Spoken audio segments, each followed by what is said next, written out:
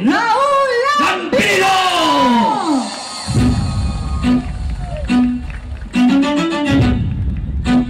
Naimbag ka, Rabi! Kayamin! Mausay na abogado ito. Attorney Lambino. Attorney Raul Lambino. Attorney Raul Lambino. Attorney Raul Lambino, number 24, para sa Senado. Kaya ko ni Lambino, walang muto na Pilipino. Naimbag ka, Rabi! Kada kay amin kang kabagis, pada-pada kay Ilocano.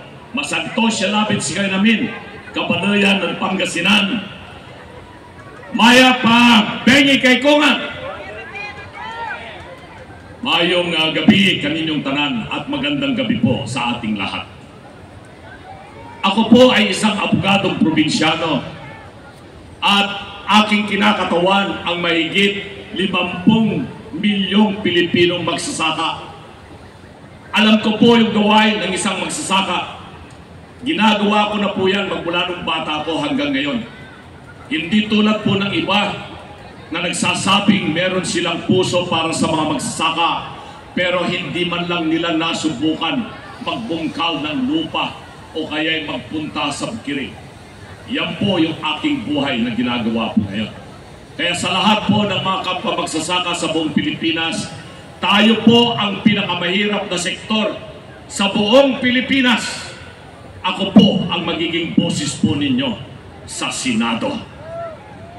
Mga kababayan, itong halalan na ito, 5 lang po ang dahilan kung bakit kailangang suportahan po natin ang Duterte. Nabanggit na po yung issue tungkol sa korupsyon. Nabanggit na rin po yung tungkol sa issue ng kalusugan. Nabanggit na rin po yung tungkol sa kinabukasan ng ating mga susunod na salinlahi. Meron ba kayong narinig doon sa mga kabilang kampo na tinutuliksan nila ang korupsyon? Wala. Wala kayong marinig sa kanila. Ang kanilang binabanggit ngayon na issue laban sa grupo ng Duterte, isang bagay na kinatatakutan ng lahat. Ano ito? Magkaroon ng gera sa Pilipinas. Pero, ito alam ni Senator Bato, pinakamalaking problema ngayon sa Pilipinas ay ang seguridad ng ating bansa. Hindi dulot ng ibang bansa, kung hindi dulot ng teroristang komunista, CPP, NPA. Yan ang katotohanan. Libo-libong mga sundalo natin ang namatay at mga pulis dahil na rin sa teroristang grupo na ito. Pero anong nangyari? Nakipag-alyansa itong gobyernong ito sa mga teroristang CPP, NPA, NDF. Papayag ba tayo sa ganon? Tapos ang sasabihin nila, ito raw grupo ng Duterte, pro-China. Pro-China ba tayo? Tayo ay pro-Pilipino, ayaw natin ang gera. Pero yan ang kanilang binabanggit ngayon dahil walang silang may issue sa atin. Ang katotohanan, gusto nilang lumala ang sitwasyon po dyan sa West Philippine Sea upang magkaroon ng transaksyon. Anong transaksyon to? Bibili tayo ng maraming armas sa ibang bansa. Pag merong transaksyon, may komisyon at kikita na naman sila dahil po dyan. Meron din silang pangako. Libre raw yung tertiary education.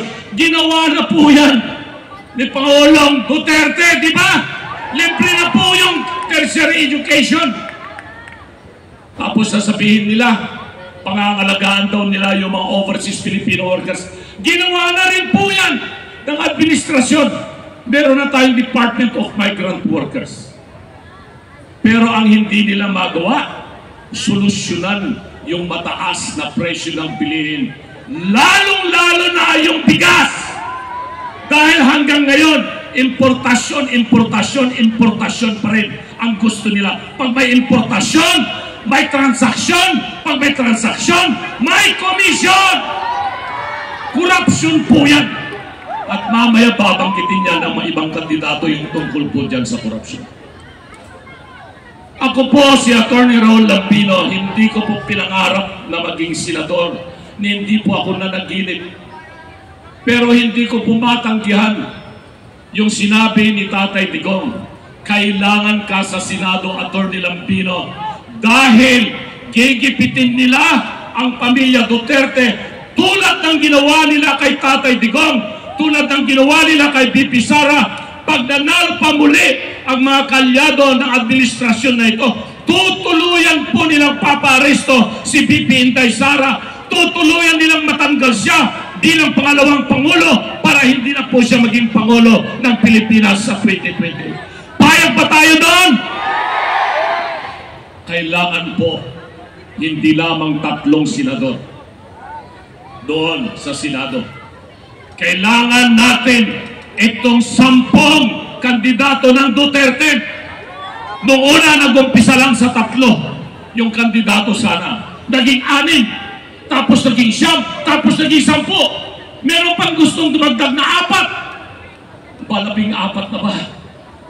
Pero sa kabila, ang yabang nila noong una, kami raw ay inutusan lang mag-deliver ng suka. Pero anong nangyari? Naglagasan na yung kanilang mga kasama. Kulang na silang 12. 10 na lang yata sila o kaya 9 na lang yata. Ay mag-ialisan na po yan. Pero ang Duterte, buong buo dahil po sa inyong lahat. At huling pakiusap ko po sa inyo dahil alam ko lahat po kayo rito ay boboto sa Duterte. Hindi lamang po pagboto ang obligasyon po ninyo.